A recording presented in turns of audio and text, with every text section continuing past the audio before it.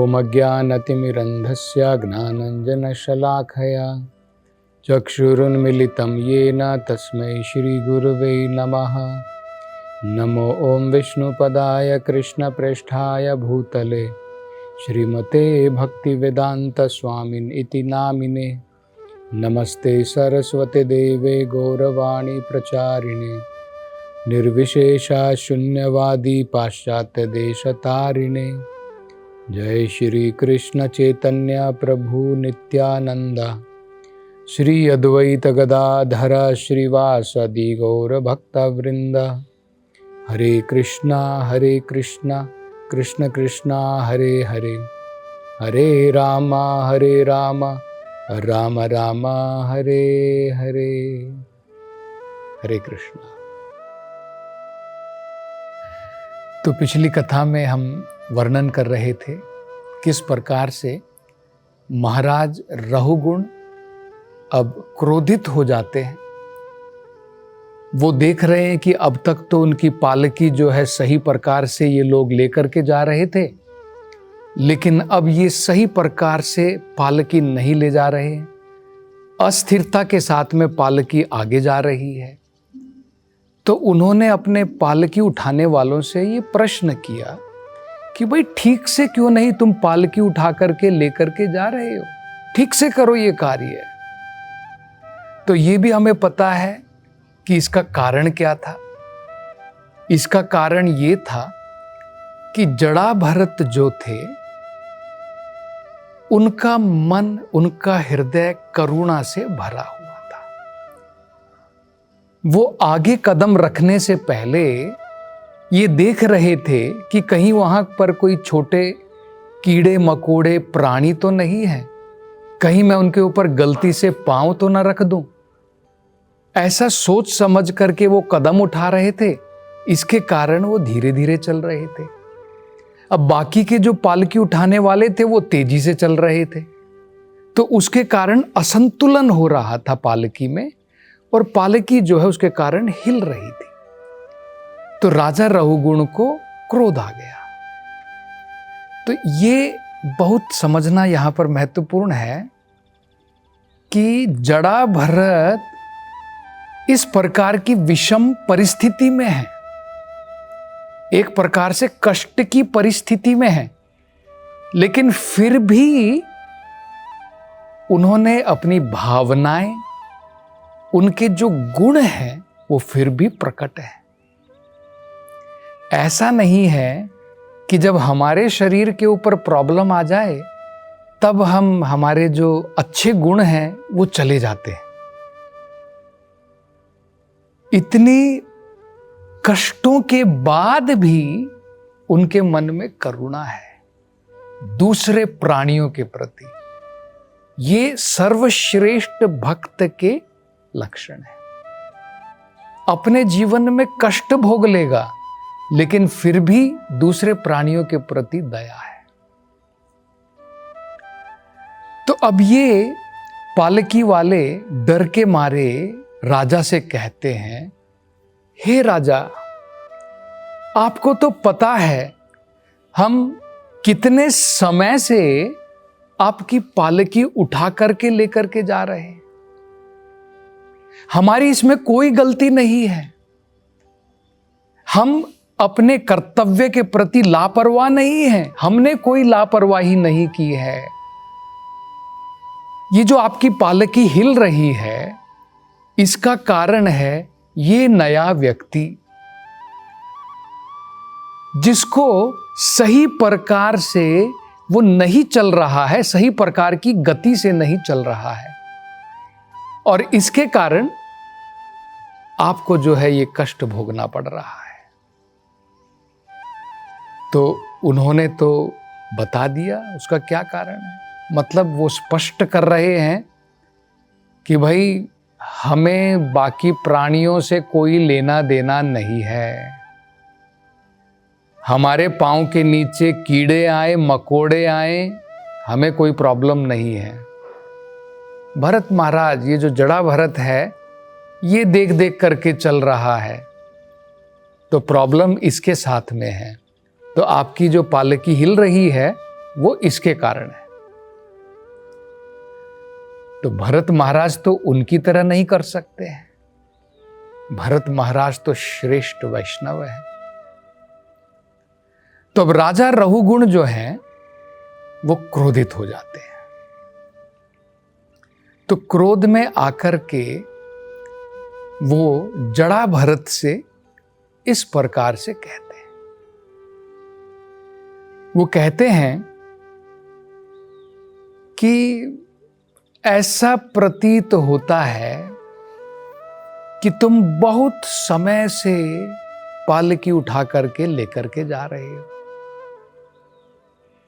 और बहुत कष्ट के साथ में पालकी उठा रहे हो और अकेले पालकी उठा रहे हो।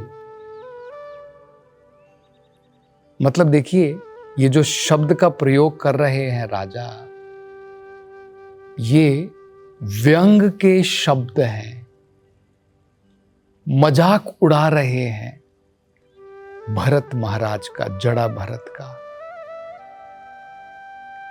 जब व्यक्ति किसी का व्यंग करता है तो किस प्रकार के शब्दों का प्रयोग, बड़े तीखे बाणों जैसे शब्दों का प्रयोग कर सकता है। तो मान लीजिए किसी को हम मूर्ख कहना चाहते हैं तो हम उसका उल्टा कहेंगे, अरे बुद्धिमान व्यक्ति। अगर हम किसी को भद्दा कहना चाहते हैं कि तू बड़ा गंदा है दिखने में, तो हम उसको कह सकते हैं, अरे कामदेव। मतलब कुछ विरुद्ध शब्द कहना अपशब्द की तरह किसी का अपमान करने के लिए। तो इसी प्रकार से मजाक उड़ाते हुए, व्यंग करते हुए राजा रहुगुण जो है जड़ा भरत से कह रहे हैं कि तुम बहुत समय से पालकी उठा करके लेकर के जा रहे हो कष्ट के साथ में और अकेले उठा रहे हो। अकेले तो नहीं उठा रहे भरत महाराज, उनके साथ में और लोग भी हैं। लेकिन मतलब वो कहना चाहते हैं कि तुमको इतना कष्ट लग रहा है, क्यों हो रहा है, तुम पालकी ठीक से क्यों नहीं ले जा रहे हो। इसका कारण ये है कि लगता है तुम बहुत समय से पालकी उठा रहे हो, बहुत लंबे समय से, और तुम्हारा सहयोग करने वाला कोई नहीं है, अकेले तुम पालकी उठा करके लेकर के जा रहे हो। और हां, तुम्हारी वृद्धावस्था भी हो गई है, तुम बूढ़े भी हो गए हो, इसके कारण भी तुमसे पालकी ठीक से नहीं उठ रही है। तो हमें पता है भरत महाराज तो जड़ा भरत के रूप में बड़े हट्टे खट्टे हैं। लोग समझते हैं कि जानवर की भांति उनका शरीर बड़ा तगड़ा है और इसके लिए ही तो उनके सेवक उनको लेकर के आए पालकी उठाने के लिए। लेकिन व्यंग में कह रहे, तुम्हारा शरीर बहुत बूढ़ा हो गया है, उसके कारण लगता है तुम कष्ट में हो, इसलिए पालकी नहीं तुम सही प्रकार से उठा पा रहे हो। तो ये बड़ा महत्वपूर्ण प्रसंग हमें समझना है। यहां पर हम देख सकते हैं रजोगुण में और सत्वगुण में कितना अंतर होता है।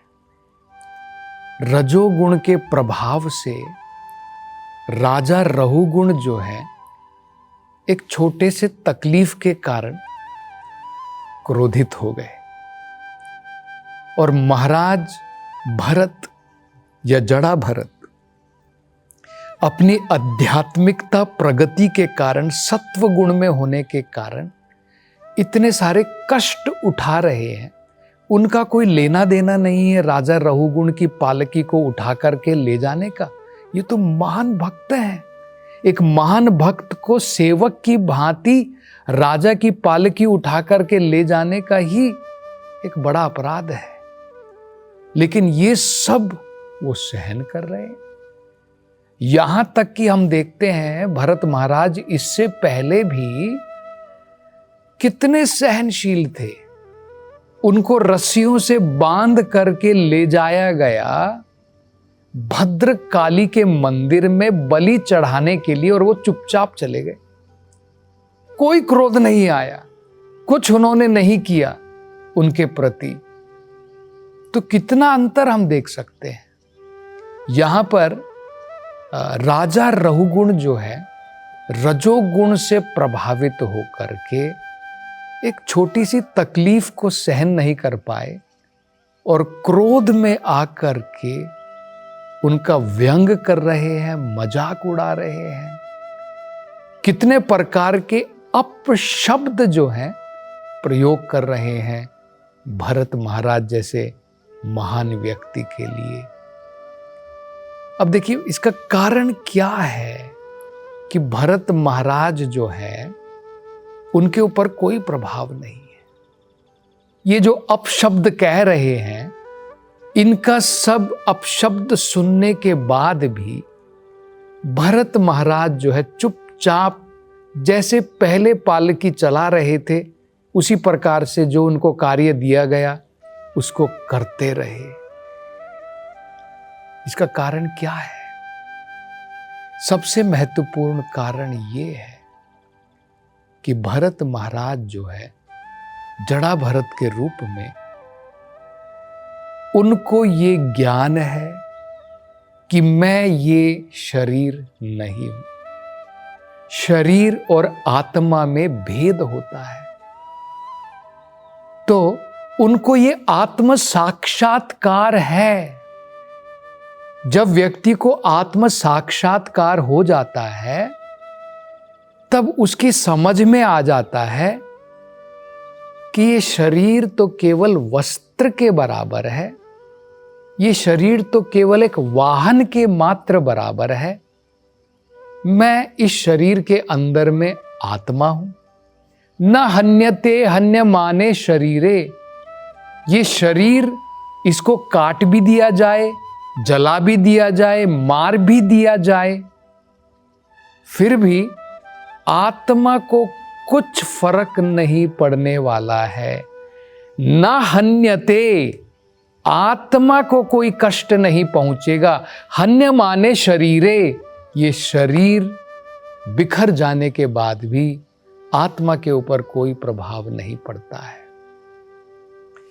तो क्योंकि उनको ये आत्म साक्षात्कार थी, अपने जीवन में उन्होंने ये प्राप्त कर लिया था, ये अद्भुत आध्यात्मिक ज्ञान की प्राप्ति कर ली थी, इसलिए उन्हें पता था कि शरीर और आत्मा में भेद है।